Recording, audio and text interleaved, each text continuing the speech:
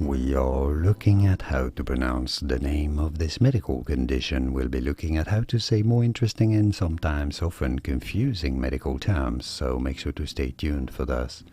So how do you pronounce those? Well, there are quite a few different ways of pronouncing this. Let's start with the first word. It is either said as acanthosis or as acanthosis. The second word can also be said either as nigricans or nigricans. So acanthosis nigricans or acanthosis nigricans or acanthosis nigricans or acanthosis nigricans. And now you know quite a few different ways of pronouncing it, but you know them all. It's up to you which one you like best to use. More videos on how to pronounce more interesting and often confusing names. I'll see you there to learn more. Thanks for watching.